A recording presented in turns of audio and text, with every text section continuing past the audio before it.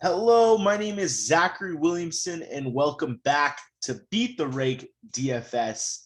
I'm excited for a small little two-game slate that we have tomorrow. We have two different start times. We've got obviously the Brentford home to Burnley, and then Manchester United home to Tottenham. So just first and foremost, hit the like button, hit the subscribe button. Normally our Saturday slates are our big slates and then Sundays, but it's reversed this week. Like I said, it probably has something to do with the FA Cup. The games were last week, so I'm sure scheduling, but I'll get to that tomorrow. But today we're gonna be focusing on the two-game slate. Uh just gonna dive right in and let's get going. So in this Brentford Burnley game, there's one guy on Brentford that I'm really looking forward to playing, and I'll probably have 100% of him, and that's Christian Eriksen. So Christian Eriksen, he's come back. He should have had an assist here, but he's taken every set piece while he's on. You don't see that weird split with Ginault or Mbueo anymore. You don't see anybody else taking. And I think that, that makes a lot of sense. So Christian Eriksen should be lock and load at 5,900. Ivan Toney at 9.5. I'm good. I know he scored a hat trick last week. I talked a lot of smack against him, but, and I do like Brentford in this game. As bad as they have been up until last week, the Brentford Stadium is quite small. Your fans really get on top of you there. Burnley tends to sit back when they're away from home, or just counter. So I do like Brentford quite a bit. I don't know if I'm going to be taking shots on much else from Brentford other than an Eriksen. I think they finally moved Sergi Canos to midfield. So if he was a defender, I might be more likely to play him. But as a midfielder, I think I'm okay because there's a couple midfielders on the slate that we're definitely going to want to play. So that's kind of it. If you want to get to David Raya, I understand it. Burnley doesn't score a lot of goals. What's his price? So his price is going to be 5,000. That's okay. I think goaltenders are cheap on this slate. Yeah, it's like De Gea, Raya, Pope, and Lloris, all pretty cheap. And so, yeah. On the Burnley side, Brentford does concede a decent amount of goals. So you can expect Burnley to maybe pot one. Maybe this game ends 1-1 or 1-0 kind of thing. But Wout Weghorst is not a GPP flyer. He always is. Let's see his price. So 5.3, yeah. He has really good hold up play. Got him from I think he's in the Bundesliga, Austrian Bundesliga before for Wolfsburg. But yeah, so he hasn't had two good games here, but you see against Brighton, he had a really good game. He's really good at hold up play. He's like a better version of Chris Wood, if you will. And Maxwell Cornet hasn't been taking sets, unfortunately, but does have decent open play value, always live to score a goal. And then it has been Dwight McNeil and Ashley Westwood on sets as a split, even with Cornet in. So I think that's that you could probably play either of them. McNeil's a little maybe too expensive. Westwood at 4.2, last guy in, go for it. Not something I'm gonna get to too much. And Charlie Taylor has kind of worked his way back in. He's looked really good. He crosses a lot in open play. So he's live for 7.5 fantasy points. Decent at that price tag. And obviously, I'm always gonna play some Nick Pope. And then the second game is Man U at Tottenham. So this lineup's wrong. Luke Shaw's out. So it'll be Alex Telles. It is important to say that, yeah, you can see he's already ruled out. So, but anyway, so yeah, Alex Tellez is going to start at left back, 5,100. I really like him a lot. He split sets with Bruno, crosses an open play, usually around 6,000. They did price this slate down a little bit, which is nice. It's easier to build lineups when everybody's not 10,000 on a 2-gamer. So from United standpoint, if you do see Diego Dalot, I think he's 490, he's okay. And then McTominay is also a doubt. So SofaScore is just wrong. But that's okay. They do their best. Yeah, so he's a doubt. I think we probably see Pogba Fred. In which, or maybe, okay, so here's the thing. If you see Pogba Fred, you can justify playing Pogba, but he's not someone I really want to focus on.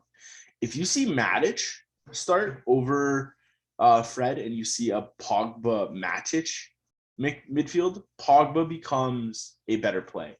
As old and dusty as Matic is, he's still a traditional holding midfielder, which will allow the other number 6 to become like a number 8, which will then he'll play further up the field. And instead of seeing Pogba and Fred is basically like they play in a pivot. And if you see like Fred and Pogba, like Pogba's range is gonna like be right anywhere from like here, right? He's really not gonna get forward that much. Whereas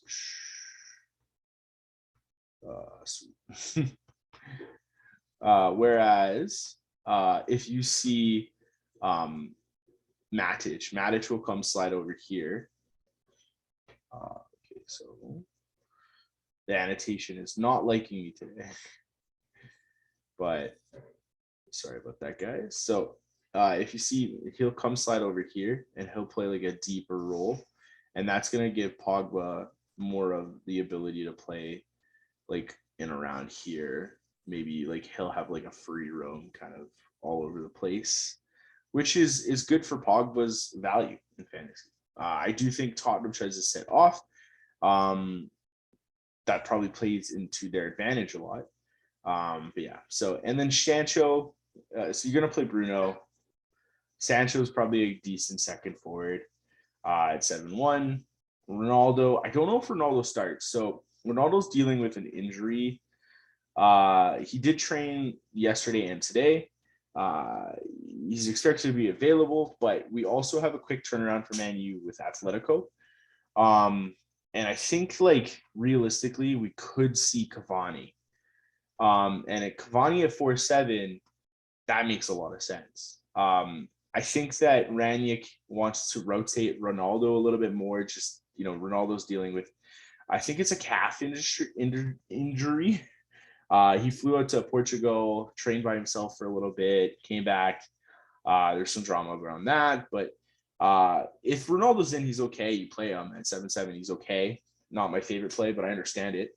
But if for whatever reason, I just have a feeling that Ronaldo starts the Champions League game and Cavani starts this game. So for whatever reason, if you see that, 4.7 for Cavani is too cheap. I know that Man U hasn't been the greatest, but Cavani is usually sitting around that 8,000 range. So just look out for that. On the Tottenham, and then obviously David De Gea. He's the high-priced keeper. Had a really good game against Tottenham. They won 3-0 against Tottenham. I think that was that was the game that got Nuno fired. So Tottenham had 10 points, no shot saves, but yeah. So and then I will say that game doesn't matter because those are two different managers. I believe it was still Ollie. I think it was Ole Gunnar and Nuno Mendes, and now it's Conte and Rangnick. So it's two different managers, two different play styles. For Tottenham, obviously, they're the highest priced team on the slate. I understand it. They just whopped Everton like 5-0. But in that game, they did give up a decent amount of set piece opportunities to to Everton. Anthony Gordon got there. They played a lot on the break, and Everton was not able to handle it. And we saw all three of the big guys go crazy. So like Son had 19, Harry Kane had 30, Kulusevski had 16, 17, no, 18. Yeah. And then Ruglion came on at half for Sessenon for an injury. So I expect Ruglion to be back in the lineup, like him at 5'4". He took everything over Son. So that's the interesting thing. He did get a goal as well. So that probably hurts Son's value because Son, as good as he is, he always thought he had a set piece monopoly. When, like I said, when Ruglion came on, he took everything, and he had been taking everything before he got hurt and lost, like didn't come back. But now he's back. I expect Ruglion to take most of Tottenham's set pieces. So 5'4", I think that makes a lot of sense. Doherty has played really well the last couple of games. We saw him really thrive in this wingback role for Wolves a couple years ago. So the fact that he's back in that role goes to show that he does have opportunity to thrive. Yeah, so I'm going to be targeting a lot of this Man U Tottenham game. I expect multiple goals for maybe both teams even. So you can go Ruglion there, and you play Tellez as well. Got your wing back shored up, right? So yeah, Lloris is really cheap, and as much as I don't like playing goalies against Man U, there's a reason why. Is Man U doesn't get a lot of shots, but at 4,300, Lloris is live for a victory. Like as painful as it says as a Man U fan, Lloris is live to win. Like Tottenham to get a win, so decent for sure. Yeah, let's build a lineup. Let's build a lineup. We already see it. We got my building blocks in here a little bit.